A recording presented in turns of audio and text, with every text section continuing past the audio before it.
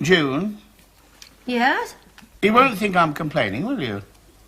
Complaining? About what? No, I'm not complaining about anything. Haven't I just said that? Is it the watch? Oh, the watch is beautiful. I mean, just what I wanted for my birthday. For a start, it's got so many wonderful functions on it. So what's the problem? I can't get any of them to work. Not that I want to do anything terribly complicated, just one or two basic things. Like what? Well, like telling the time, for example. I mean, the date is not a priority, but what does that look like to you? 1888. That's right. It's a lovely watch, but it's 100 years slow. What do the instructions say? Oh, I can't make head or tail of them. Listen to this. For changing the mode, if button on side is pressed in short time to move on point, boozer will begin boozing at preset times. To stop boozer boozing, press him button. Well, obviously by boozer, they mean buzzer. Try reading it as buzzer. But I wanted to watch for my birthday, not a language course. Is it still 1888? No, it's gone on to 1912. Ah, well, if we wait a few more minutes, it might get the year right. But I know what the year is. I want the hour and minutes. That's what I want to know. Can I have a look? Oh, please, please. What have I done? Well, I think you set it in the musical alarm mode. Yes, musical alarm. Here we are. It's even more versatile than I thought. Yeah. According to this, it plays Dixie, Swanee River, and Yankee Doodle Dandy. Yankee Doodle Dandy. Yeah, well, it's either a misprint or the Indian version. Got it. Oh, well, I'll take it back and swap it for a good old-fashioned watch, one that winds up. Oh, no, Juno, this is the age of technology. No, we can't turn the clock back. We don't want to turn it back. We just wanted to tell us the right time. No, I shall wear it to the office anyway. It's mighty impressed to Dennis. Ever since we started working on this Titan 2000 project, he's become mad keen on the new technology. What's Titan 2000? It's the talking fire extinguisher. Oh, cracky! Talking fire extinguisher? I didn't say that. Yes, you did. In that case, you didn't hear it. Terry, you said it and I heard it. What talking fire extinguisher? Not so loud!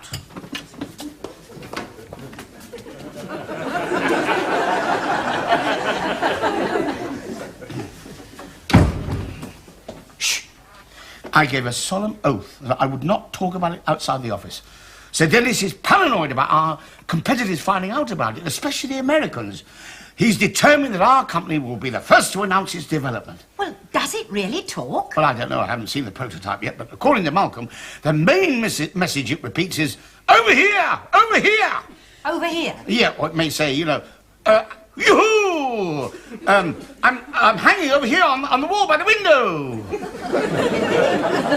Yeah, it's so that people can find it in a smoke-filled room. Oh, I see. Yeah, and if this project is a success, well, it'll make the company a fortune. So please, please, please forget I said anything about it. Anything about what? The Titan 2000.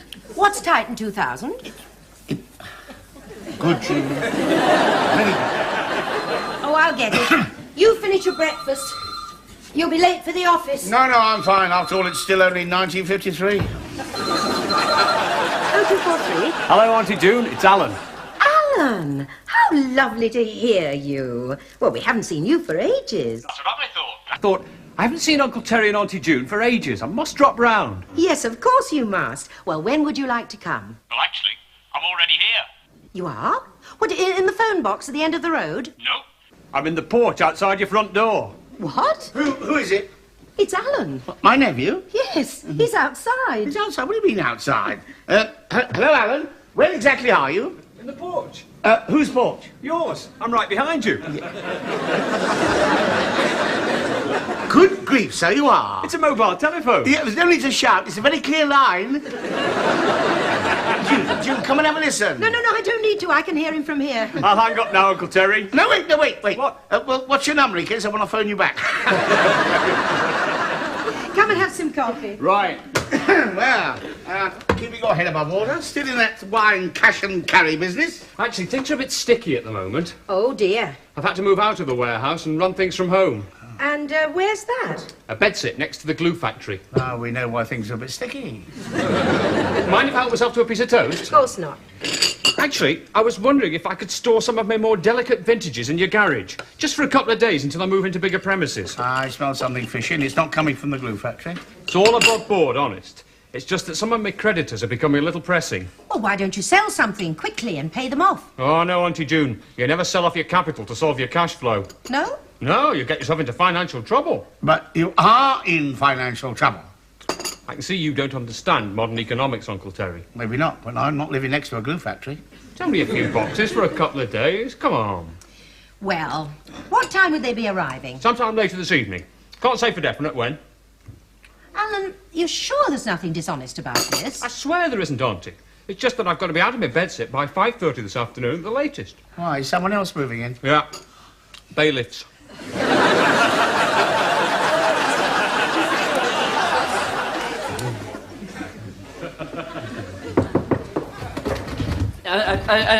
Just a moment. Malcolm, Get your notepad. it's Terry. It's, coming. What do you want?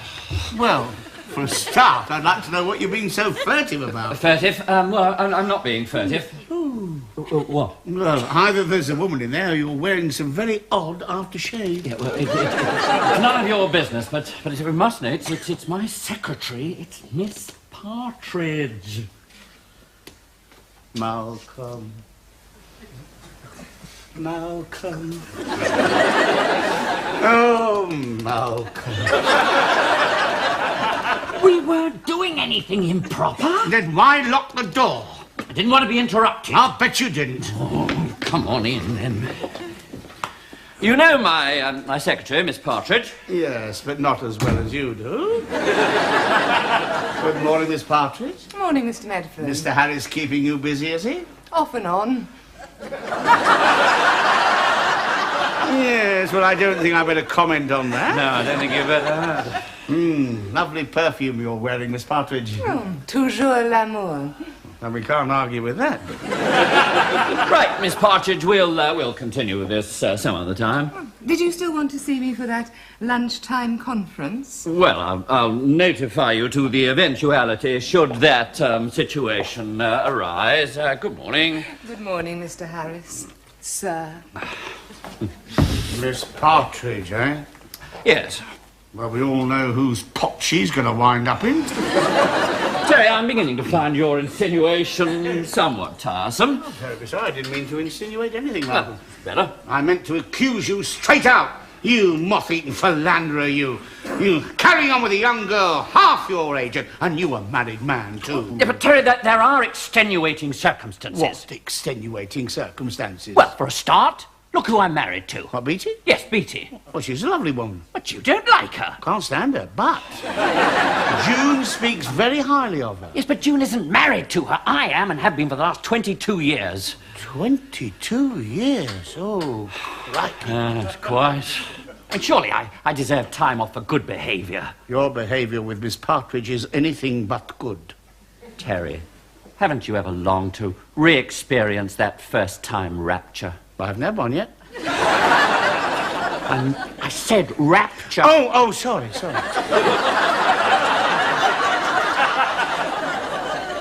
I don't want to hurt anyone, but you've got to understand, Terry. Love is like a steamroller. Is it? Yes. Once those mighty pistons begin to pound, once those wheels begin to roll, I mean, it's impossible to stop it. Yeah, and I know who's going to get flattened, poor old Beatty. Can't help it, I'm in love. I'm in love. How many more times do I have to tell you? Once is more than enough. Sir Dennis, sir. And may one be bold enough to inquire who is the unfortunate object of your seedy affections? It's my work, Sir Dennis. I'm passionate about it. Isn't that right, Terry? Oh, yeah, you can't get enough of it. Well, I've called round personally to introduce our new staff member, Major Fawcett, late of the Royal Marines. Gentlemen, until Titan 2000 is successfully launched, Fawcett here will be looking for leaks. Oh, well, just as well he's on tap, sir. Industrial espionage is costing businesses in this country millions every year. Wouldn't surprise me to learn that there's a mole on these very premises. A mole? Probably more than one. Well, I knew we had rats in the boiler room, but moles... Don't interrupt, Medford. What's that? In the course of the next week, I shall be checking every office for bugs. Bugs as well. We'll have to have the place fumigated. Medford, I do not wish to hear another peep out of you. Is that understood? Yes, sir. I'm sorry. You will not get another peep out of me, sir. I'm so sorry, sir. Is that you, Medford? No, sir. No, it's definitely not me, sir. It's my watch. Well, then turn the damn thing off. Yes, well, I'm trying to, sir, but I'm having trouble mastering the electronic digital complexities of it. So I think it needs a little fine-tuning. There we are. Oh, sorry. Got it. Yes, well, when it comes to watches, I prefer something rather more traditional. Oh, really, sir? I thought you were rather keen on the new technology, sir. Only if it keeps us ahead of our rivals. Titan 2000 is a traditional fire extinguisher, except for the microchip. Really? Well, does it look any different to you? Oh, no, sir. Definitely not. No, definitely not. But mark you, that's not surprising. Why is that? Well, I haven't seen it yet. In that case, Medford, I shall demonstrate it to you now. Forgive me, Sir Dennis, but is Medford's clearance high enough? Oh, damn it, Fawcett, the man is our assistant sales manager. How the hell's he going to sell the damn thing if he doesn't know how it works? Ah, in that case, sir, Harris, keep KV in the corridor. All right, Major.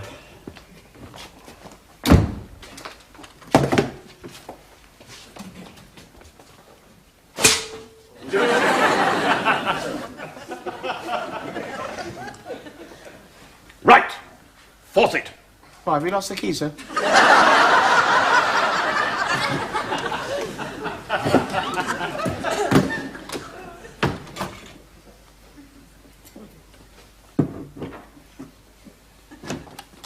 There it is. Titan 2000. A traditional fire extinguisher on the outside, but on the inside. Have a cigar, Medford. Ah, thank you. That's very kind of you, sir. May I save it till lunchtime? No, you may not. Christmas? It's for the demonstration, Medford. Oh, I see. Now, I think you're going to be very impressed by this. I certainly am. I've never had a lighter than it first time. I am not talking about the lighter, Medford. Now, light the cigar for the demonstration. Ah, Yes, Right. Now then, sit down, I Medford. think I'd better, yeah. Now, I want you to imagine that you are a domestic fire. Fire! Fire! Fine. In the beginning, you are very, very small. Let us say you are just A bright spark.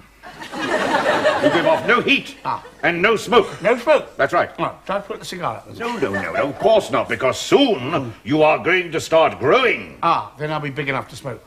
And here stands Titan 2000. Its electronic sensors alert for the first sign of smoke. Yeah. Right, give it some smoke. Oh, hello, Puff. No. Not like that, Medford. Blow smoke onto it. No, not too much, not too much. No, because you haven't taken hold yet. Haven't I? No. Oh, no. But now you are beginning to grow. All right, sit down, Medford. You're still only a small conflagration. Ah, but I've got burning ambition, sir. Yeah. Well, don't stop puffing. No. Now the electronic sensors have been alerted by the heat and the smoke. That first cautionary warning continues until the heat and smoke trigger off the second message. Right, keep puffing, Mason. Keep puffing. That's it. Now, there is the second recording message. Come on, Mason. More smoke. More smoke. Darling, I want you to imagine that you are in the middle of a smoke-filled room. No, come on.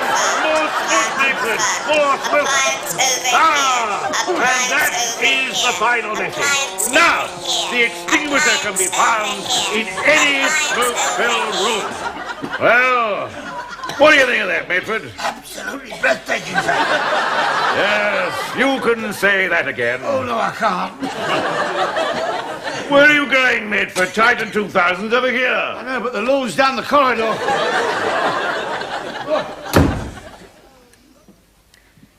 I'm sure it's just your imagination, Beatty. All men look at other women from time to time. Terry does, but it really doesn't mean anything. But when Terry looks at women, they don't look back. I'd someone at work, of that I'm sure. Do you think if I asked Terry, he'd tell me? Even if Malcolm is carrying on with another woman, Terry would be the last to know. He tries to steer clear of office gossip. Oh, you're so lucky, June. I often wish I were married to a pudding like Terry. Pudding? Oh, I mean that in the nicest possible way. Oh, June, do you think... June! Let's ask the pudding.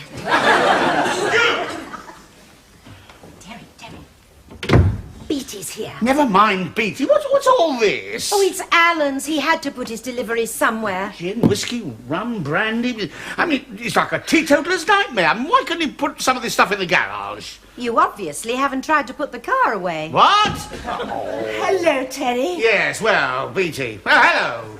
Has June been telling you about my foolish fears? Pardon? Oh, she says it's just my imagination, and I'm sure she's right. But I've got it into my silly little head that Malcolm's got himself rather involved with someone at the office. Well, I know it's a ludicrous suggestion, but these things do happen to attractive men like Malcolm.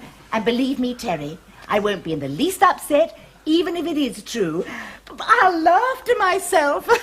And I'll say how lucky I am to have a husband that other women find attractive. So let's be terribly sophisticated and mature and have a jolly good laugh at my suspicions.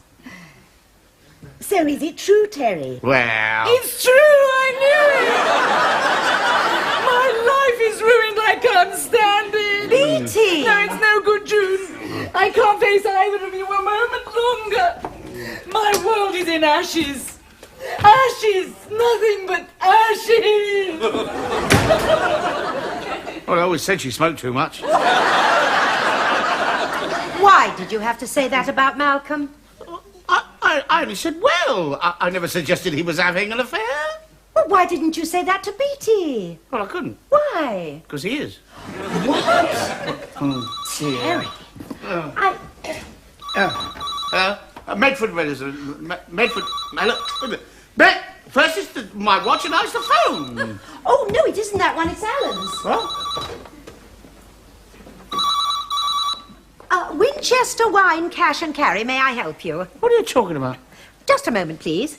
Alan's out scouting for new premises, so he's left me in charge of the phone and order book.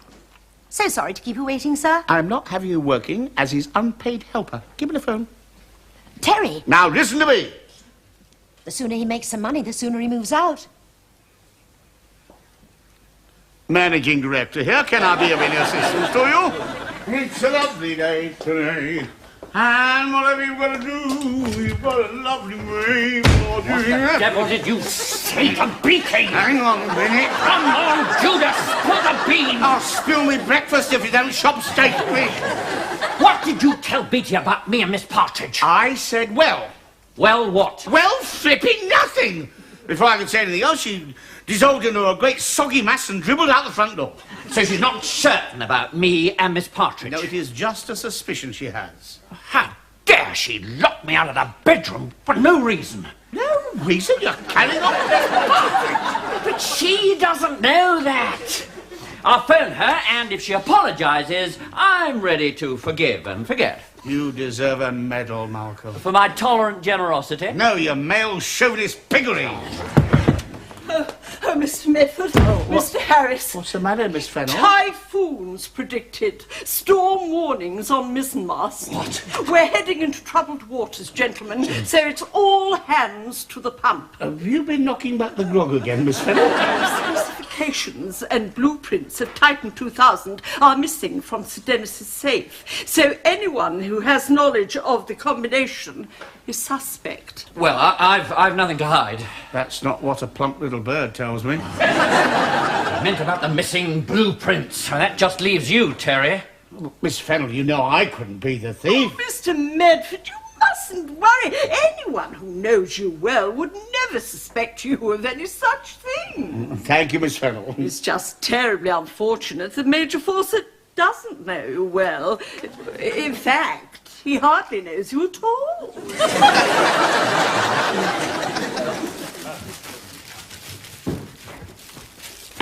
Auntie June, I need your help. Yes, in a minute, Alan. Terry's forgotten his lunch again. It's a real emergency. No, he does it all the time. I'm not talking about that. I think it's the bailiffs. Bailiffs? The chap was looking at the garage. He had that official look about him. He's coming up the front path. Now, you've got to keep him talking while I slip out of the side door. Talking about what? But he's going to ask you about the booze. Now, as long as you tell him it's all yours, he won't be able to touch you. I'm not going to lie, Alan. You don't have to lie. Just don't tell him the truth. Coming. Good morning. Excuse me just a minute. Alan! Good morning. I think you'll find it's quite in order. I'm making a few investigations. Well, yes, but before you go any further, I think you ought to know it's all ours. What is? In the garage, all the wine. And all the spirits in the boxes behind me, they're all ours too. All of them. So, you see, it doesn't really concern you, does it? You obviously like a drink. Now and then. No, not particularly. Then what do you do with it? Sell it? Oh, no, definitely not. We drink it. At least, I don't. My husband does, yes. That's it. My husband does like a drink now and then. Would you say he has a drink problem? Oh, no. The only problem he has is knowing where to store it all until he gets around to drinking it. Must cost a small fortune. Oh, yes, it does. But then I don't mind. I think a man should have a hobby, don't you? Very grateful for your openness, Mrs. Medford. It'll help your husband's case in the long run. My husband's case? What case? My name is Fawcett. I'm head of security at your husband's firm. I thought you were the bailiffs. You were expecting the bailiffs? Oh, no. Well, yes, I was. But I'm not surprised. Your husband's craving for drink was bound to drive you into financial difficulties eventually. Oh, no, it's not like that at all. No, it's a familiar enough story. Drink and debt can turn anyone into a company spy. A spy? Oh, look, Mr. Major. Major Fawcett. Major Fawcett. I think I've given you quite the wrong impression. You have all my sympathy, Mrs. Medford.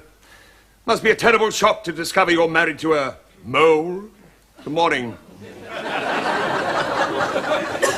mole? It's official, I'm afraid. The Americans have just announced the world's first talking fire extinguisher. We're too late. Those transatlantic popinjays have pipped us to the post. And we know now who fed them the information. Oh, I just can't believe it of Medford. Well, I tell you, Sir Dennis, his wine lake's bigger than the EEC's. Well, how do you intend to prove his guilt? Spot checks. We'll demand to search his office. If he refuses, it's tantamount to an admission. And when are you planning to swoop? No time like the present, Sir Dennis. Oh, I don't like it, Fawcett. I mean, if Medford did steal the blueprint, would he really be stupid enough to hide it in his own office? Yes, he probably would.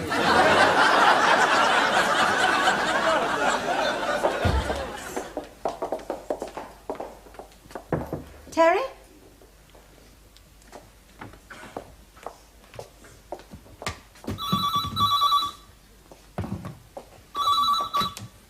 Hello? Oh, Miss Fennell, it's June. Terry's not here. Sir Dennis is what? A spot check. Oh, dear, I think that's all my fault. Oh, June, what are you doing here?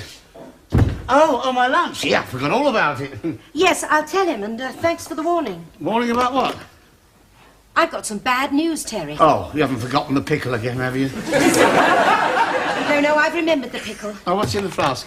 Terry? Tea or coffee? I'm afraid I put my foot in it. You mean it's soup? Miss Fennell just phoned and they're coming to search your office. What for? Some missing blueprints? Oh, they're searching all the offices. It's just routine. Yes. But your security man thinks you've got a drink problem. You'll have a job drinking this. It's jolly hot. Did you say drink problem? Yes. But why should he think I've got a drink problem? Because I said you had. You what? Well, Terry, he came to the house, and I thought it was Alan's bailiffs, and I told him that all Alan's booze was ours, and so he jumped to the wrong conclusion. Have you got a cloth to wipe this up? Yeah, but why didn't you tell him to mind his own business? Terry? What is this? Oh, some sort of blueprint. What, don't you recognise it? No, first time I've seen it. Well, I'm no technician, but it does say Titan 2000. It does what? You know what this means. Yes, I've been dropped in it again, haven't I? Someone must have planted this while you were out of the office. And I saw someone leaving here rather furtively just as I arrived. A tall, good-looking girl. Oh, yeah, Miss Pheasant. Partridge, yeah. You don't think Malcolm put her up to it, do you? Well, I don't know, but we've got to get rid of it before they search your office. Yeah, too late. Ah, Medford. Oh, and Mrs. Medford. Well, I hope we're not interrupting anything. No, of course not, Sir Dennis. I was just laying the table for Terry's lunch. Terry? What? Oh, yes, me. You'll have to postpone lunch until we've searched this office. Postpone lunch? I don't think Terry can do that. Oh, no, I don't think I could do that. Why not? Why not? Well, we don't want to upset his routine. His routine? What routine? What routine? Well, as you know, Terry has this drink problem. There you go again! What are you telling that for? And the only way to wean him off it is to make sure that he eats regularly.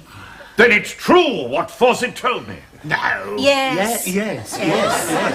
But he is fighting this craving for alcohol every step of the way. Oh, good man. Oh, thank you, sir. Thank you. So you see, if we upset his eating routine, he'll start drinking again. Oh, yeah, I mean, I'll go through all that booze in our hallway like a dose of salts, and vice versa. Well, you have my sympathy, Medford. I myself used to worry about drinking too much, but now, thank God, I've managed to stop it. You've stopped drinking? No, I've stopped worrying about it. Come on, Fawcett. No, but Sir We can Dennis... search his office after he's finished his lunch. Oh, Harris, what do you want? Oh, I was just going to the pub and wondered if Terry wanted to join me. For God's sake, man, don't make his struggle more difficult than it is. What? For once in your life, show a bit of compassion, you insensitive clod. You insensitive clod. What was all that about? Close the door, Malcolm. I want to show you something. It was a nice trick, but it needs a bit of practice. Never mind the trick, have a look at this blueprint. Good grief, what are you doing with that? We think your Miss Partridge planted it on Terry. It's impossible. Smell this. That's toujours l'amour. I rest my case. Ah, there you are, Mr. Harris. Your secretary. Oh, what about her? If you'll shut up, I'll tell you. As soon as she heard the offices were being searched, she cleared out her locker, claimed last week's salary, and left the building. In other words, Miss Partridge has flown the coop. Yeah, well, she was the industrial spy, all right. A regular harikari. I think you mean Mata Hari. A harikari is when you kill yourself. Yes, well, I wouldn't give him any ideas, Miss Fennell. Malcolm, I think you should give this back to Sir Dennis. Thanks, June. I've been used. I feel cheapened and empty. Have a sandwich.